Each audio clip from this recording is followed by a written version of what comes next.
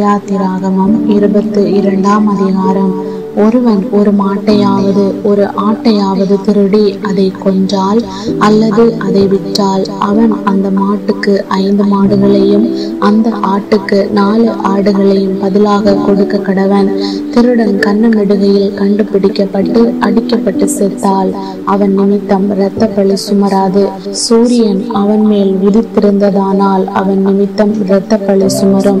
திருடன் பதில் கொடுத்து தீர்க்க வேண்டும். அவன் கையில் ஒன்றும் இல்லாதிருந்தால் தான் செய்த களவுக்காக விலைப்பட கடவன்.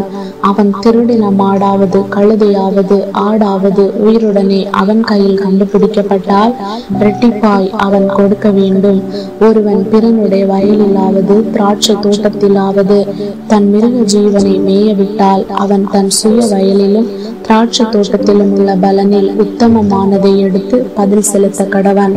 அக்கினி எழும்பி முட்களில் பற்றி தானிய போரையாவது விளைந்த பயிரையாவது வயலில் உள்ள வேற எதையாவது எரித்து போட்டதேயானால் அக்கினியை கொளுத்தினவன் அக்கினி சேதத்திற்கு உத்தரவாதம் பண்ண வேண்டும். ஒருவன் பிறனுடைய வசத்தில் திரவியத்தையாவது உடைமைகளையாவது அடைக்கலமாக வைத்திருக்கும் போது அது அவன் வீட்டிலிருந்து திருடப்பட்டு போனால் திருடன் அகப்பட்டானாகில் அவன் அதற்கு இரட்டிப்பாக கொடுக்க வேண்டும்.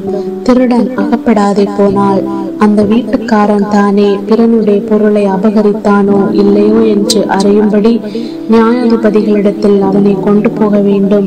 காணாமற் போன மாடு கழுதை ஆடு வஸ்திரம் முதலியவைகளில் யாதொன்றை பிறனொருவன் தன்னுடையது என்று சொல்லி குற்றம் சாட்டினால் இருதிறத்தாருடைய வழக்கம் நியாயாதிபதிகளிடத்தில் வர கடவது.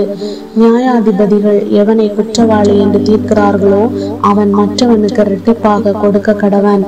ஒருவன் தன் கழுதையாவது மாட்டையாவது ஆட்டையாவது மற்ற யாதொரு மிருக ஜீவனையாவது பிறன் வசத்தில் விட்டிருக்கும் போது அது செத்தாலும் சேதப்பட்டு போனாலும் ஒருவரும் காணாதபடி ஓட்டிக்கொண்டு போகப்பட்டாலும் அவன் தான் பிறனுடைய பொருளை அபகரிக்கவில்லை என்று கர்த்தர் பேரில் இடும் ஆணை அவர்கள் இருவருக்கும் நடு தீர்க்க கடவது. உடையவன் அதை அங்கீகரிக்க வேண்டும், மற்றவன் பதிலளிக்க வேண்டுவதில்லை. அது அவன் வசத்திலிருந்து திருடப்பட்டு போயிற்றானால் அவன் அது எஜமானுக்கு அதற்காக உத்தரவாதம் பண்ண கடவன். அது அவன் வசத்திலிருந்து திருடப்பட்டு போயிற்றானால் அவன் அதன் எஜமானுக்கு அதற்காக உத்தரவாதம் பண்ண கடவன். அது பீருண்டு போயிற்றானால் அதற்கு சாட்சியை ஒப்புவிக்க வேண்டும். பீருண்டதற்காக அவன் உத்தரவாதம் பண்ண வேண்டுவதில்லை. ஒருவன் பிறனிடத்தில் எதையாகிலும் இரவலாக வாங்கினதுண்டானால் அதற்கு உடையவன் கூட இராத போது அது சேதப்பட்டாலும் செத்து போனாலும் அவன் அதற்கு உத்தரவாதம் பண்ண வேண்டும். அதற்கு உடையவன் கூட இருந்தானாகில் அவன் உத்தரவாதம் பண்ண வேண்டுவதில்லை. அது வாடகைக்கு வாங்கப்பட்டு இருந்தால் அது அவன் வாடகைக்கு வந்த சேதம். நியமிக்கப்படாத ஒரு கன்னிகையை ஒருவன் மோசம் போக்கி அவளோட சயனித்தால் அவன் அவளுக்காக பரிசம் கொடுத்து அவளை விவாகம் பண்ண கடவன். அவள் தகப்பன் அவளை அவனுக்கு கொடுக்க மாட்டேன் என்றானாகில் கன்னிகைகளுக்காக கொடுக்கப்படும் பரிச முறைமையின்படி அவன் பணத்தை நிறுத்து கொடுக்க வேண்டும். சூனியக்காரியை உயிரோட வைக்க வேண்டாம். மிருகத்தோட புணருகிறவன் எவனும் கொல்லப்பட வேண்டும். கர்த்தர் ஒருவருக்கே ஒழிய வேற தேவர்களுக்கு பலியிடுகிறவன் சங்கரிக்கப்பட கடவன். அந்நியனை சிறுமைப்படுத்தாமலும் கொடுக்காமலும் இருப்பீர்களாக. நீங்களும் எகிப்து தேசத்தில் அந்நியர்களாயிருந்தீர்களே, விதவையையும் திக்கற்ற பிள்ளையையும் கொடுக்காமல் இருப்பீர்களாக. அவர்களை எவ்வளவாகிலும் ஒடுக்கும் போது அவர்கள் என்னை நோக்கி முறையிட்டால் அவர்கள் முறையிடுதலை நான் நிச்சயமாய் கேட்டு கோபம் மூண்டவராகி உங்களை பட்டயத்தினால் கொலை செய்வேன்.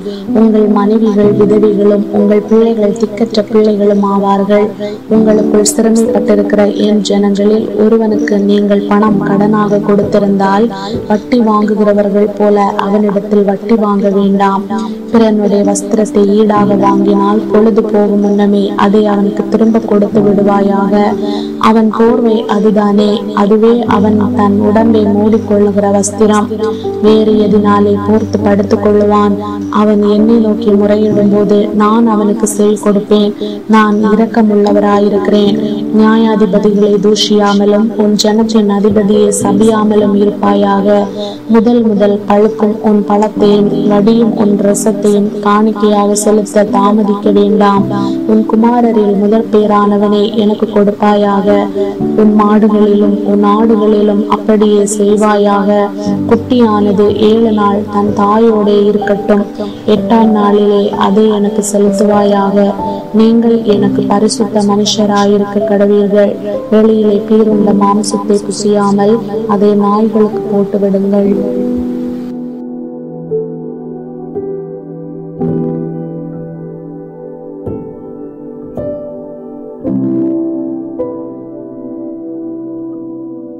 you.